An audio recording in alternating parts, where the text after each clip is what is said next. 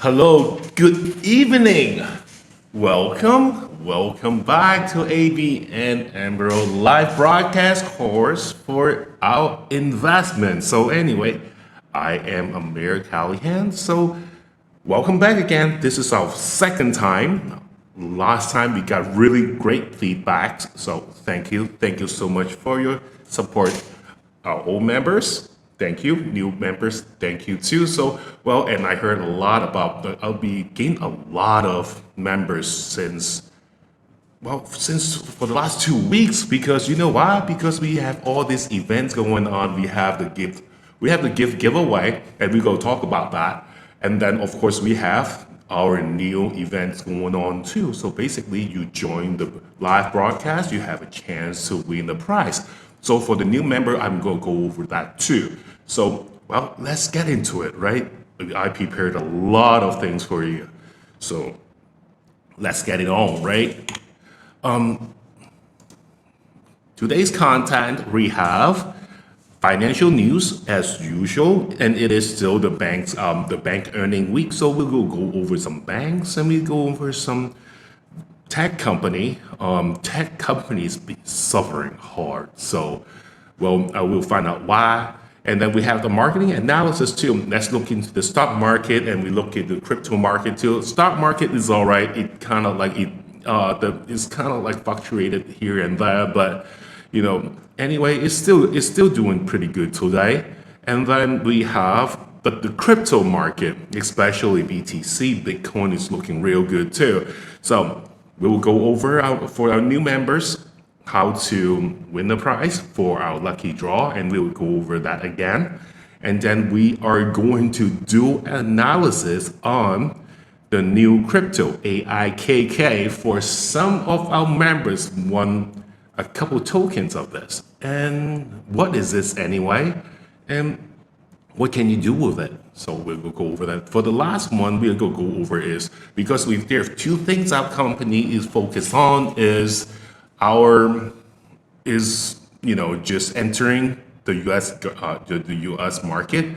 But the second thing is we emphasize on developing our AI algorithm system. So, and we'll tell you a little bit more about how it started and what we're looking forward to get out of that. And I've been the one that developing this for the last 5 years. So, and I'll tell you a little bit about my experience, how I developed that. All right.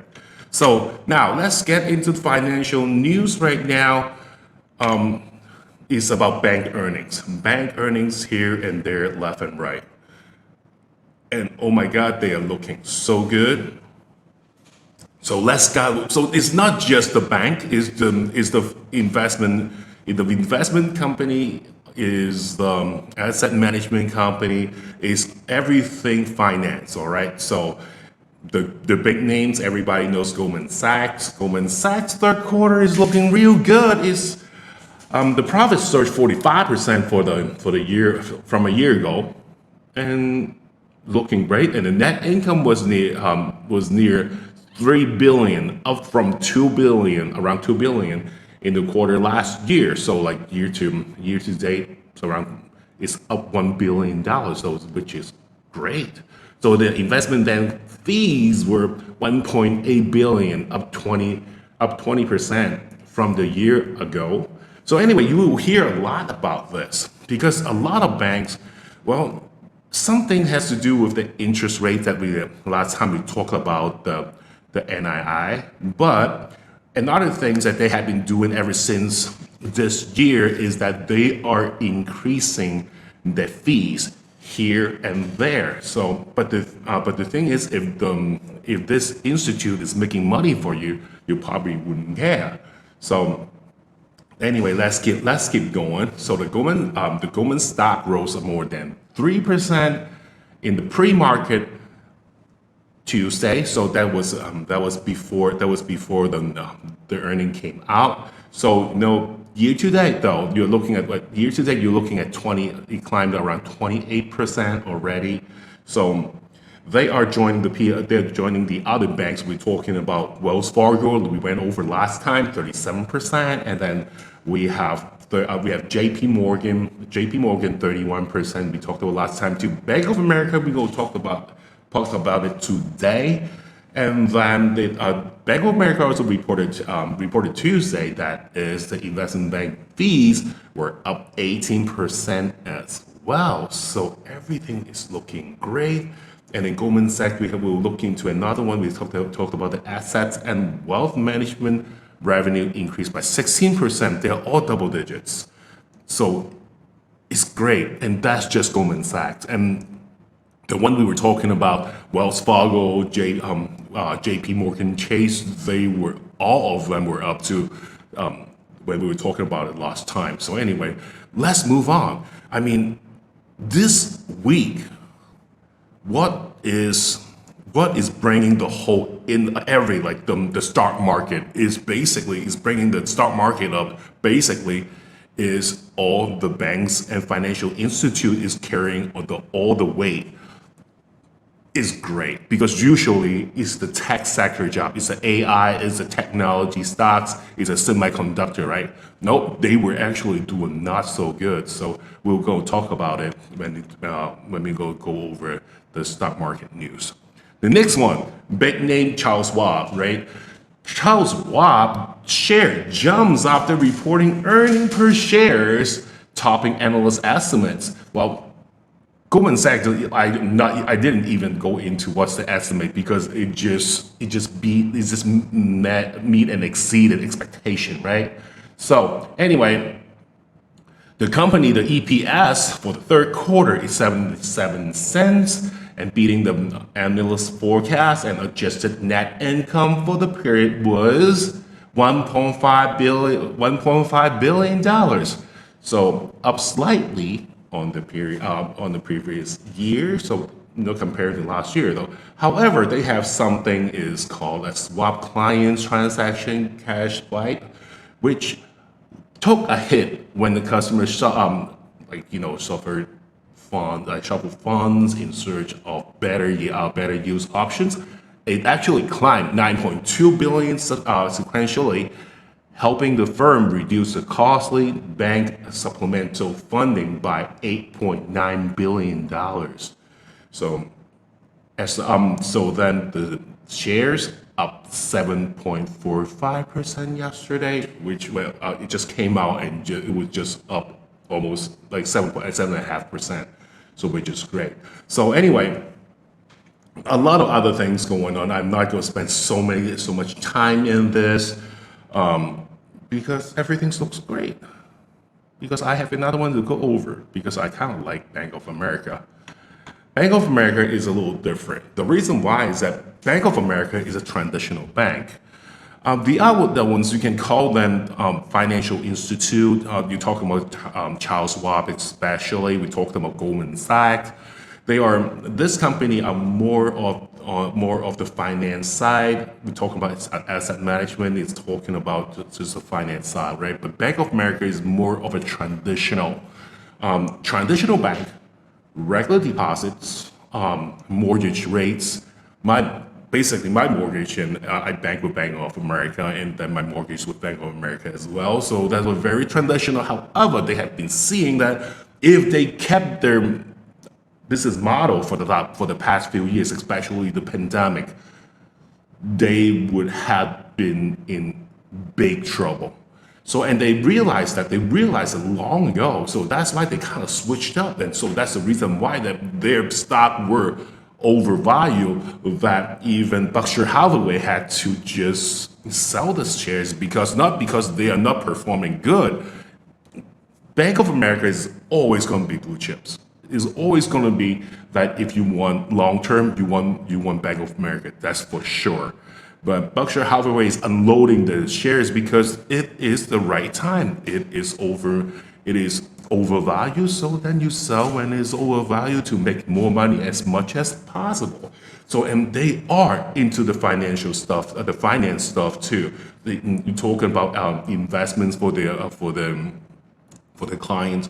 So anyway, they realized that in this quarter, it is paying off. So, the investment, let's look into that. The investment banking fee jumped 18% comparing to the year ago to 1.4 billion as it's common amount. The clients improved, and then we have the CEO and the CFO coming out and saying that well, they are actually really, really being very solid, right? But let's look into the numbers. The numbers, we are talking about the underwriting, especially underwriting. The income jumped almost 40% in a quarter, so which is unheard of. And then they have the syndication fees rose 31%, and then we have the trading revenue up 12% to $4.9 billion, and it's been the 10th consecutive quarters of year-over-year growth.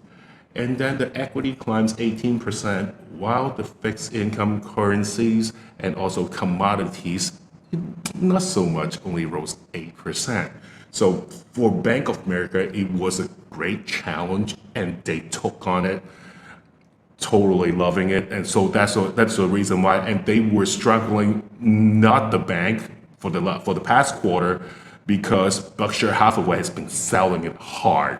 I mean, I'm talking about like around over 3% of the ownership of Bank of America. That's why their shares been down. However, from after the last sell-off from Berkshire Hathaway, the stock's been up. So then everything's looking great for Bank of America. Well, if I'm going to talk about Bank of America, might as well talk about Citigroup.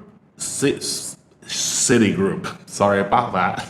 So anyway, Citigroup also posted it's better than expectation, but what it is a smaller than expectation drop in profit for the third quarter, thanks to the gain in investment banking, which everybody is gaining from that because of the market especially the stock market is doing so good.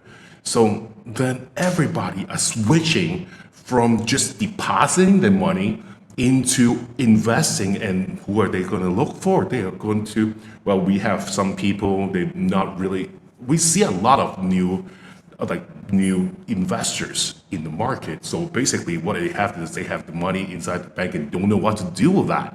So then they went to the bank and asked for what can I do with that? So now we see a lot of people are switching from the traditional deposits to investing into the market. All right, so then let's see, and we have the investment banking that was a bright spot for the second straight quarter for Citigroup, as the revenue jumped 31% to $934 million. So just looking great, but however, Citigroup had been suffering since last year, right? So, and they brought it right back. Right now, because of the Federal Reserve interest rate cuts last month, is also then helping them with more deals, and also there are more people are going to back into the IPOs as well. So that's going to help the company quite a bit. So, and not just that, not they're turning things around. That Citigroup is actually, when we're looking at the expenses, is also declined by 2%, which a lot of other banks, I'm talking about traditional banks, has an increase of expenses. The reason why it has to do with keeping the clients, because it has been so competitive out there. Well, the interest rate, they across the board, they are going to be the same.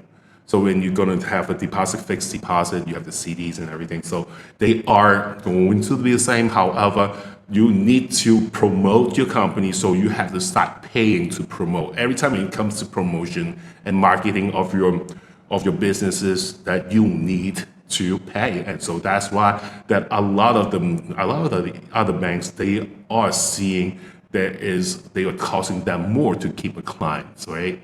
So it is quite interesting to see a bank's operation expenses is actually declined by 2%. It has to do with great management, I have to say. So the banks increased in total allowance for potential credit loss by about $1.9 billion. driving down the net income to $3.2 billion or $1.51 per shares from a $3.5 billion or $1.63 per shares a year earlier. So it's not looking all great, but still is better than expected. So let's get into bank number 5, since we are talking about Charles Schwab, Goldman Sachs.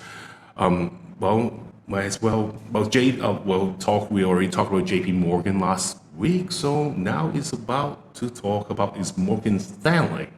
Morgan Stanley reported their third quarter earnings that exceeded again analyst expectation, so driving the stocks up over 7% on Wednesday, and the finance service giant posted a stronger result basically across the board, right? Everything they are beating things like left and right. That is insane. So we have Morgan Stanley reported earnings per share, the EPS $1.88 as of September 30th, 2024, beating the analyst estimates of $1.59 by 29 cents. Revenue came in at $15.4 billion, surpassing the expectations of $14.32 billion. You're looking at a billion more. What else do you ask for, right? So now the companies, like we talk about institutional securities division, so a net revenue rose 20% and other double digits to $6.8 billion, driven by the strong performance in equity and fixed income trading, as well as increasing momentum in investment banking. So it's all about investment banking now. So investment banking revenue surged 56%, probably the best in the industry from a year ago when it comes to percentage. So let's look into the other numbers. Wealth management delivered record net revenue for $7.3 billion, up 13.5% year over year. And then the division added $64 billion in net new assets. $64 billion. Well, it's not as much as BlackRock, but it is still quite a bit. So now bringing the total client assets to $6 trillion. It's heading in the right direction. So Morgan Stanley doing great. So now after all the bankings, well, before the stock market, or every time when we for the past few months, ever since the beginning of this year, ever since Nvidia started coming up, we just got a lot of AI news because of OpenAI. Everything's AI now, right? So then, all our focus been on AI, tech, semiconductors, but we almost forgot about the bread and butter of our economy is the banking sector. However, now since the banking industry has been for the last few days been carrying the torch because of the robust earnings. So now we have a problem with the AI. So let's look into that. Let's look at semiconductor sectors, and the U.S. semiconductor stocks fell on Tuesday and fell a little more today too after the chips equipment maker ASML.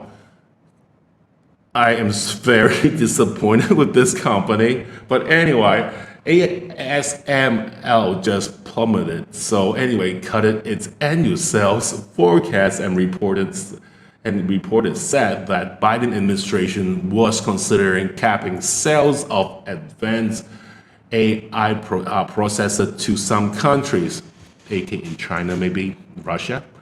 But this is not just ASML. That's the whole sector. That's whole I'm talking about Nvidia and everybody else. That whoever that makes chips. So or semiconductors. So that's the reason why the whole sector just came down altogether. So we're talking about AI chips giant. We're talking about Nvidia down 4.4%, retreating from the record high because they came from the third place when market caps to the second place. over Microsoft. We was getting close to Apple, but however, because of the stock went down 4.4% again, it kind of pulled them back a little. Apple is still Apple is safe. Apple is safe. I mean, Apple is doing everything right, but they are not doing anything crazy that's gonna boost that's gonna boost the market caps or the stock price by a lot. No, they are going steady. So that's why they are at $3.5 trillion in market cap, still keeping right at 3.58, somewhere around there, right? So just yesterday, Nvidia, the market cap came down around like $138 billion, so back down to $3.25 trillion, still a little more than Microsoft. Microsoft, I have not had the chance to look into the market caps for today, so I apologize about that. So anyway, other chips, AMD, Intel, that's exact, AMD, Intel, ARMS, we're going to talk about that a little later because Intel, I have a love and hate relationship with that because like for the past few months, it wasn't just me. All of the analysts was just hating this stock because they're not doing so well. And then we were saying that, if they don't they were the best, but they were the best. Their products basically was in every single computer, any kind of computing products, right? However, they lose their steam, but it's coming back. They're doing something else. So the same as Oracle, and other ones that the old school computing company, the old school just chips company, programming company, they're coming back. However, we'll go talk about later. But AMD, Intel, ARM, we're going to talk about that. Broadcom, Micron. We're talking about all of them. They fell between 2.3% to 6.2%. It dragging down the Philadelphia SE Semiconductor Index down nearly 4% and weighting down on the Nasdaq. So anyway, why am I so disappointed with ASML? Because if you are a tech company, behave like one. Don't be. I'm not going to get into the Delta thing, but anyway, so what happened was that they are not supposed to report their quarter earnings. However, ASML, their stock were down 12% after the Dutch company published the result ahead of schedule because of an error. And it's all right if you have an error, but if you have a stronger than expected earnings, that's fine too. You want to come out the gate strong, right? No, it wasn't. So it was reported weak bookings, lower forecasts, and also indicated a slow chips demand recovery outside AI sector. So now you have it. Someone screwed up real hard and just took down 10% of what's the company's worth. Someone's got fired. So that's the AI sector that I'm going to talk about today. So, but I did tell you, I did said that I'm going to talk to you about Intel and AMD. As you know, Intel, we all know about Intel, is in basically every single laptop or computer that we used to have. But nowadays, we have all the AI chips, AI technology. We have Nvidia, AMD. They are making all this semiconductors. They are designing. I can't say they're making it. They are designing They are designing the GPUs inside of the CPU. So anyway, Intel's been struggling. It was the lowest of low for the longest time, right? And then it came bouncing back because they are finally listening to people out there. They are not the leader in the industry, in the sector anymore if they don't do anything else they are going to disappear. But they did do something. They are earning government contracts left and right. They're talking about there are other companies and they're trying to buy them up.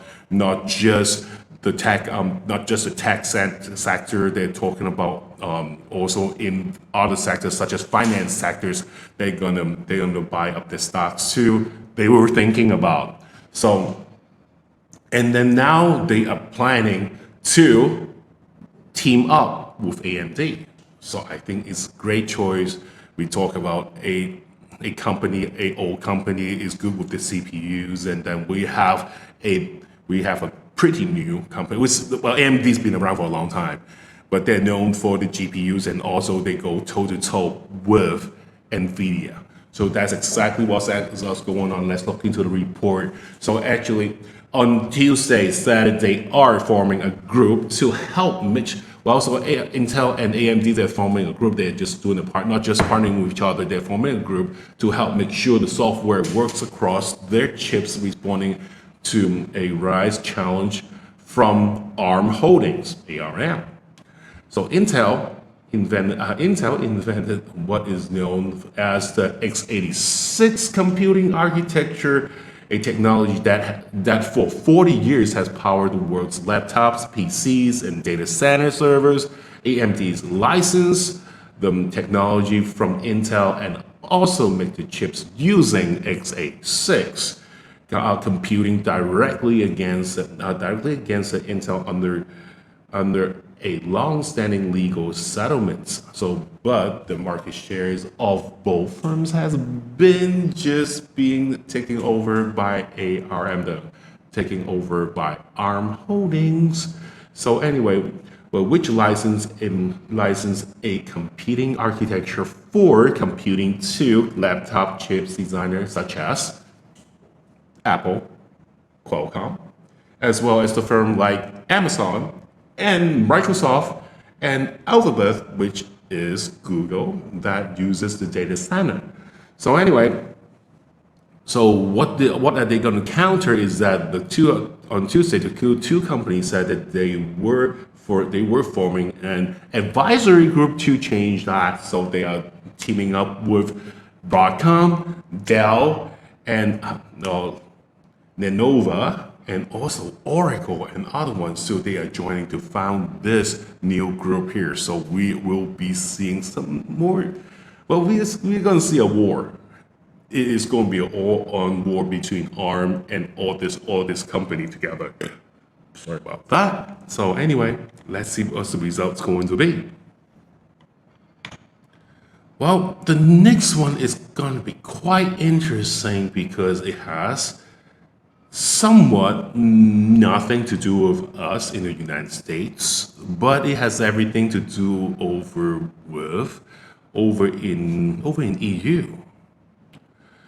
Well, but the thing is, what they're doing is exactly what we're doing. They basically follow our suits. To do this is that it's about the tariffs, right? It's about the tariffs on the Chinese EVs. We are going to have 100% tariffs on the Chinese EVs. Basically, I just don't understand why we're not just going to ban the Chinese EVs from entering United States. So, but anyway, we have Canada is doing the same thing. They're not only just banning China, they're also banning vehicles from Mexico too, if they have anything to do with the Chinese manufacturers. Well, apparently Europe is doing the same thing because they know that they are being very competitive with the Chinese EVs because they are much cheaper and they are much better for some strange reason. So anyway, but the CEO of Stellantis, the CEO of Stellantis, we have Carlos Tavares,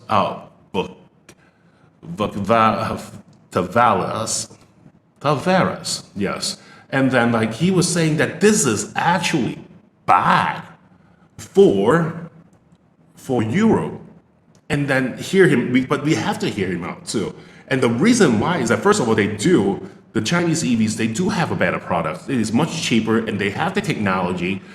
and they have been hired. They are trying to hire, and they hired a lot of people from Stellantis too. One of the big names, designers, engineers, and then they are making great products for fracture of the price.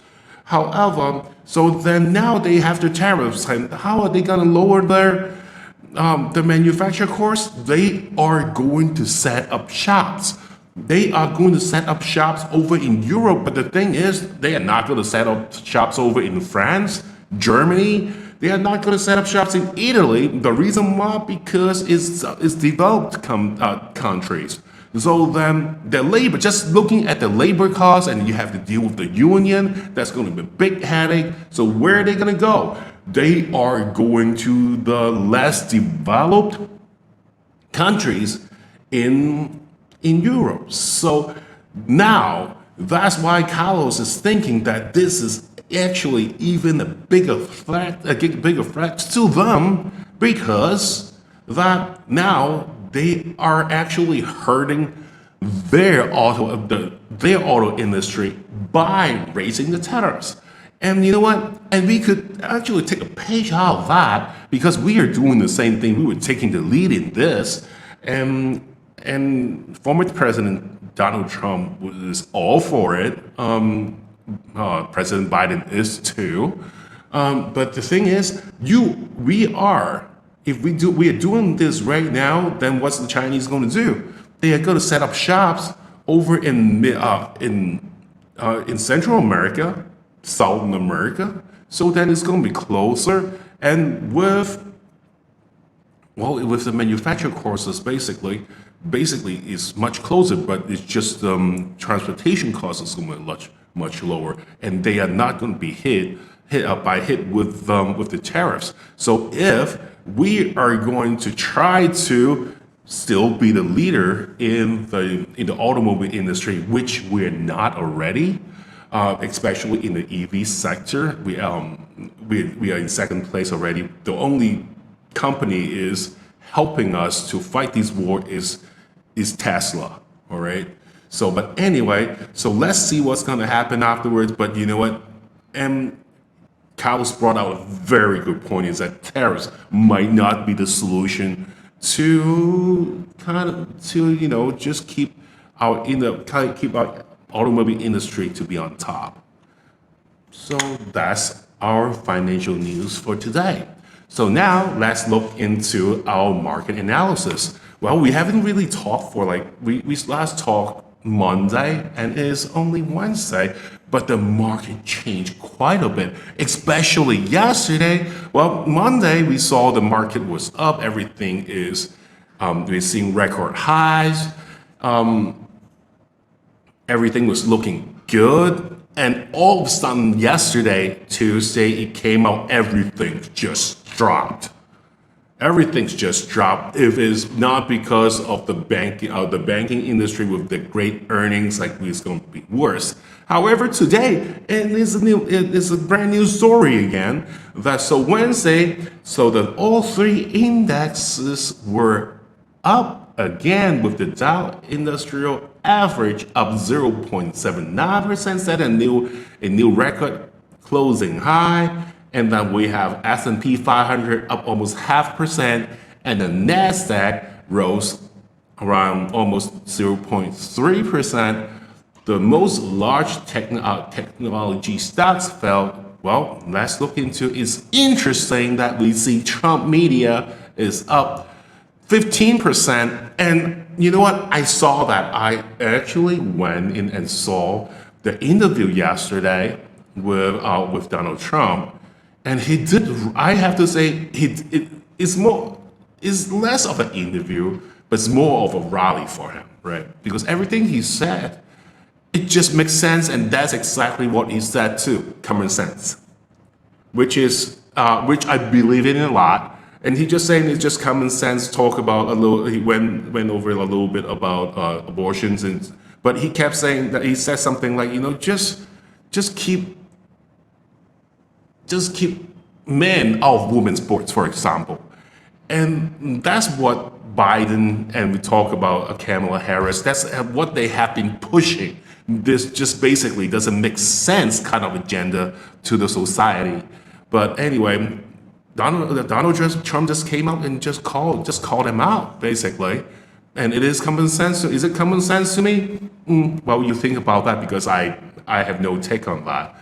But anyway, so Trump media has been up and down, but anyway, they have already accumulated close to 100% this month already. So it's crazy, and everything else when you talk about the stock market is looking quite normal.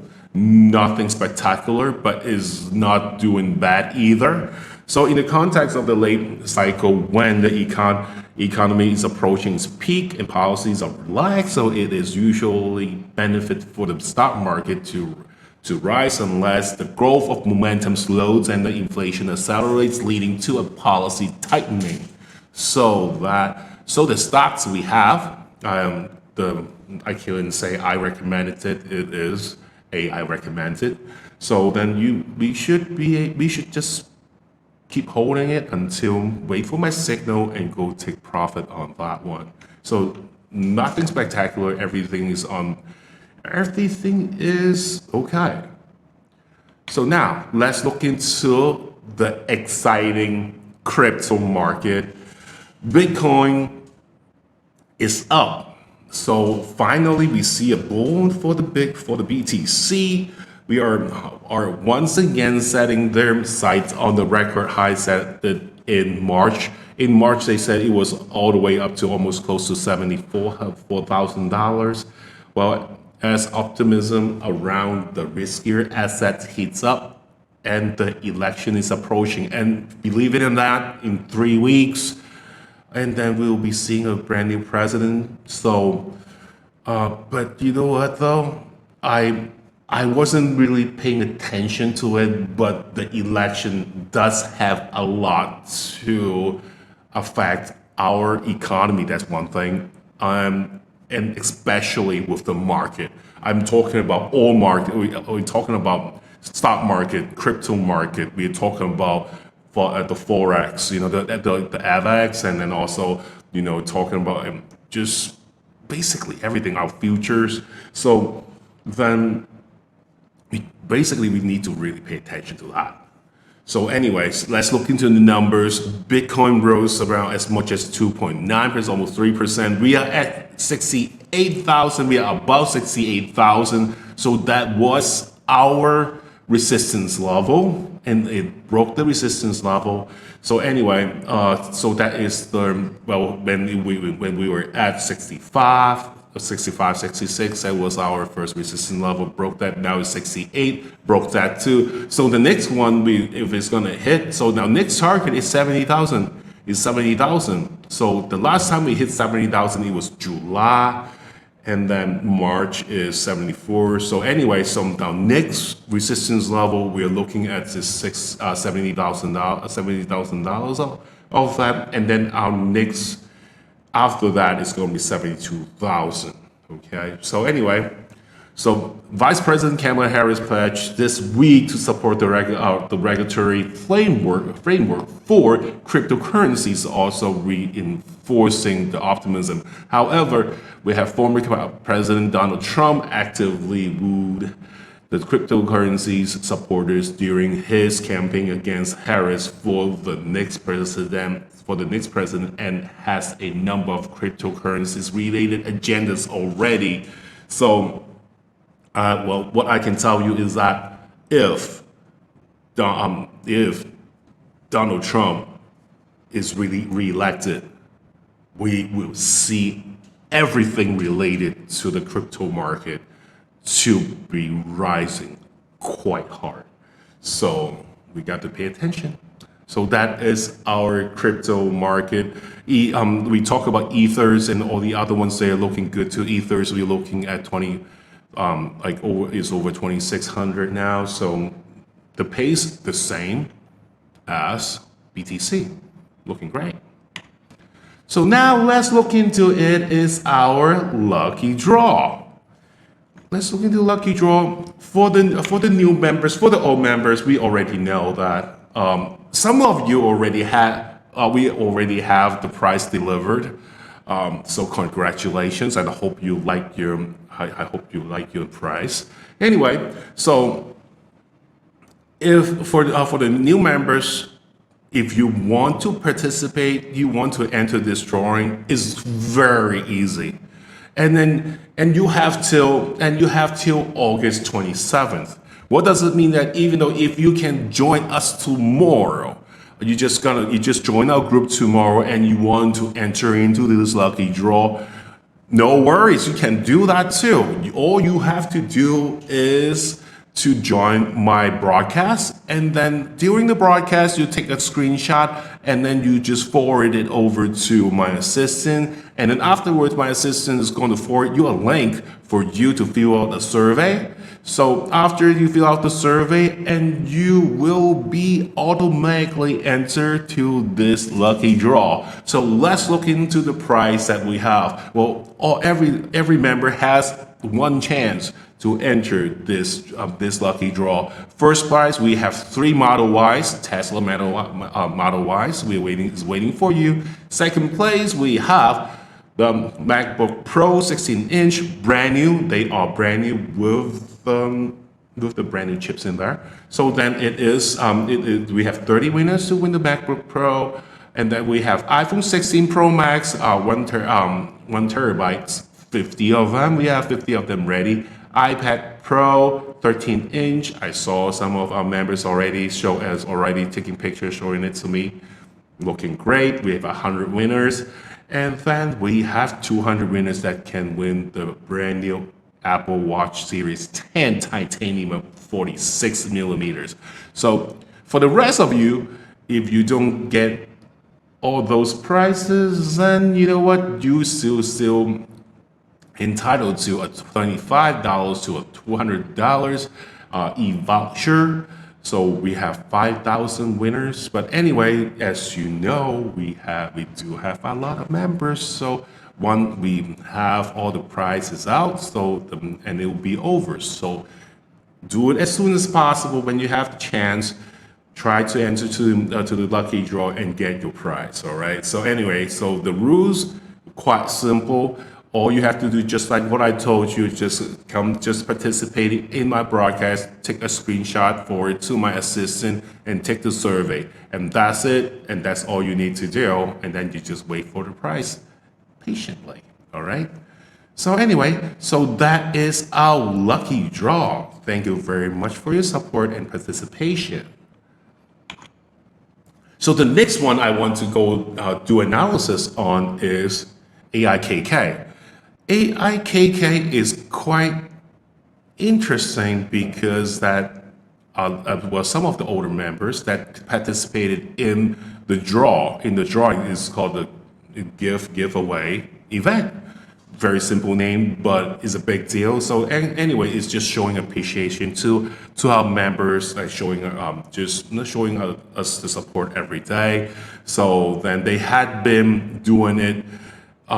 They had to take a screenshot of them of doing participation, discussing in the investment group for the last 7 days, for the 7 days consecutively, or not. So it's just 7 days, and they are going to win the prize. And one of the prize is AIKK. AIKK. So what is AIKK? AIKK is a brand new cryptocurrency. So it was IEO, and it was IEO. It was October 1st. So beginning of this year, it started the IEO with the platform. So with the platform CoinGMX. So then we have right now, since it started as $1. All right. So it was $1, and then they have like a lockup date. They have a lockup date for about 15 days, and the 15 days already over. Today is the 16th, right? So anyway, so the lockup date is all over. So we actually gave away For some of the members because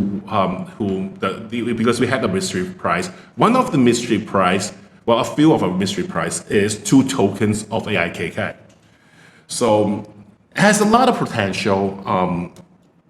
The reason why is it started up 2 weeks ago is only $1. All right. Right now it is around $25 already. So you got 2 of them, so you have a total of around $50. But what I can tell you right now is that the crypto is yours. The token is yours already. You want to do whatever with it. You can keep it, so then you can just keep having them and see how much it goes up or how much it fluctuates. You can do it of your own. You want to cash it out, it's fine. You want to cash it out, that's fine too. You can just sell it and then you can just transfer money to your own wallets, or you just keep it into your account, that's fine too. But anyway, how we are looking at it, because we did use our AI algorithm to kind of do an evaluation. We do an analysis on that on this one here with the AIKK, and if you look into the white paper looks good. It is another AI token. So we are looking at right now is around $25. We are looking at in between 500 within, I would say within a month, we are looking at a 500. Let's see, is this like 500? Let me double check. Yes, is 500 to 1,000% return. I mean, I'm not basing it from $1. I'm basing it on 25. And the reason why is simple. Is an IEO. It's not like ICO or IDO. So IEO is kind of hard to come around, and then everybody just loves this. So anyway, we have AIKK, and you are welcome. And hopefully this goes up 5 to 10 times, so then you have more money to actually cash out later. All right. So thank you very much again for your support. So the next one that I want to go over is the AI algorithm system that we have.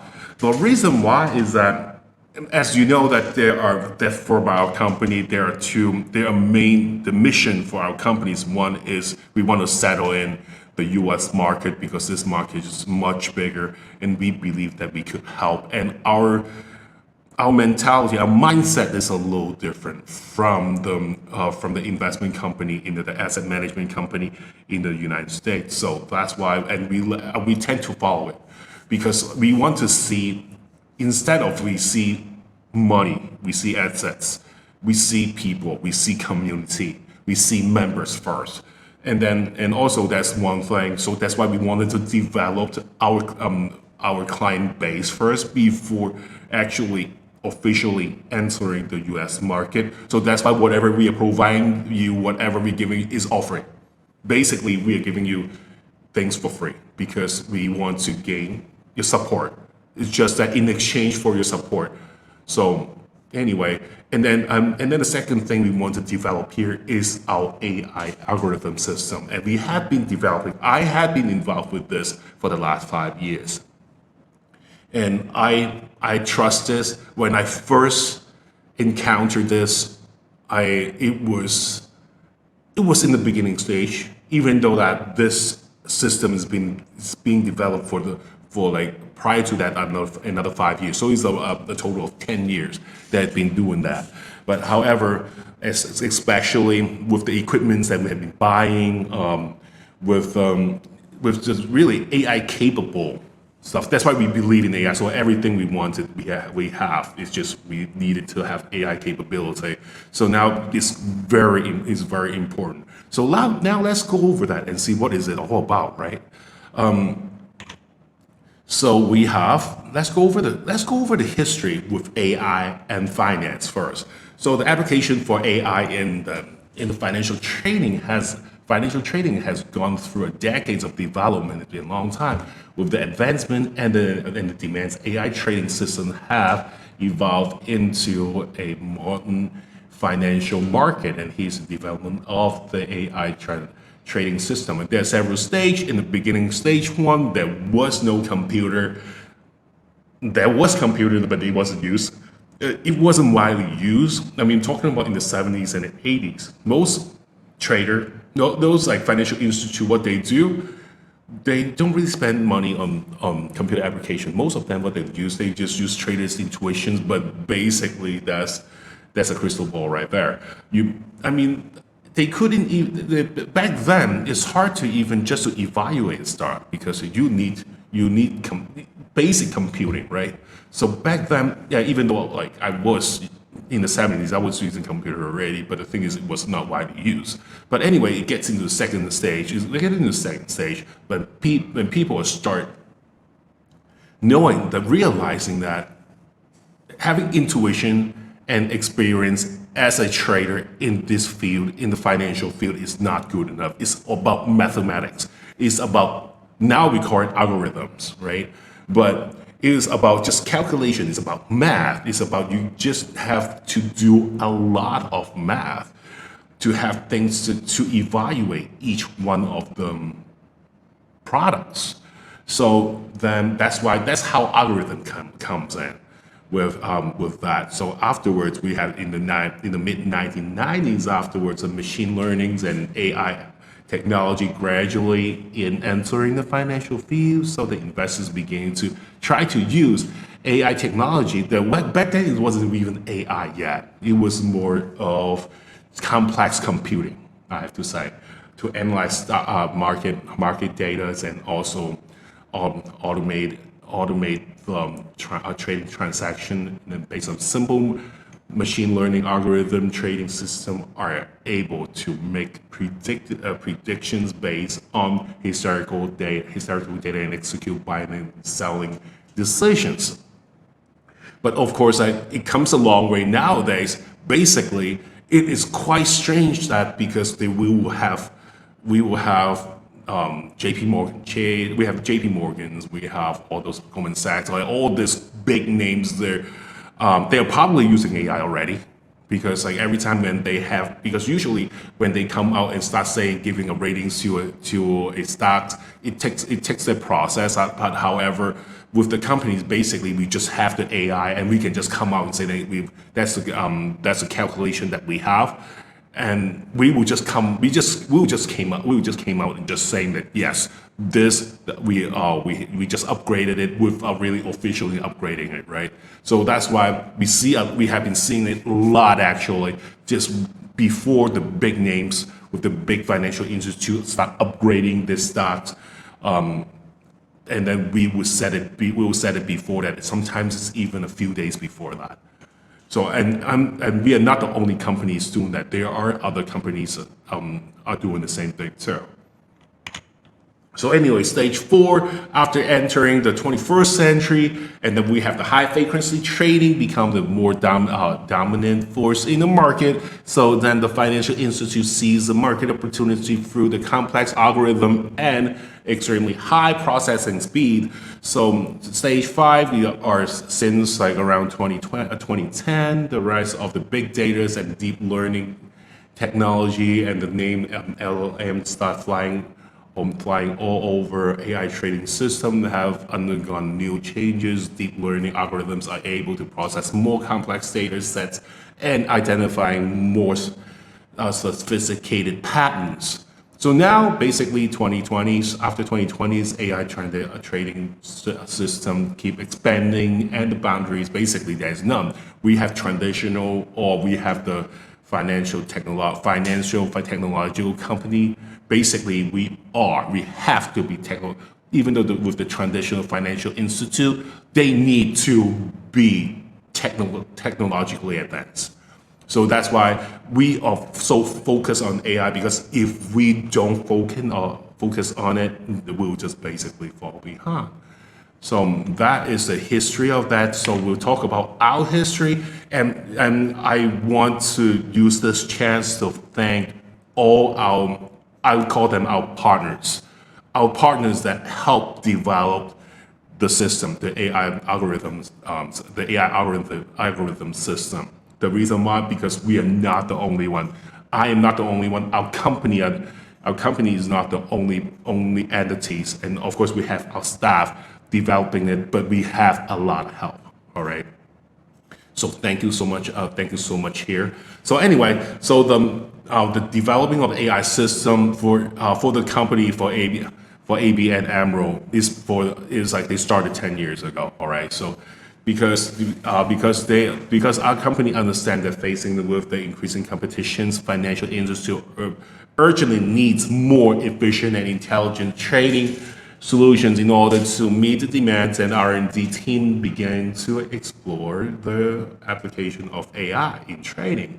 So then, back then they hired in the beginning they hired 30 of them. Basically all 30 of them, they mathematicians. We have a computer scientist.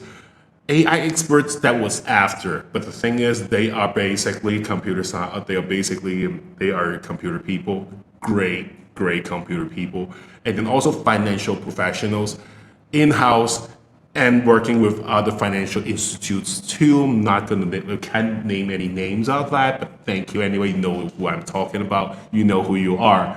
So in the initial stage, we developed a simple quantitative trading models and just optimizing trade strategies through continuous iterations.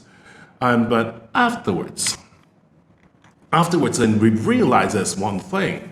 Well, on this basis, we entered the deep learning stage using the big data and computing powers, improving the prediction accuracy of the system. In the process, we partnered with many research institutes, universities, and not just that, we partner with platform. We're talking about exchange platforms.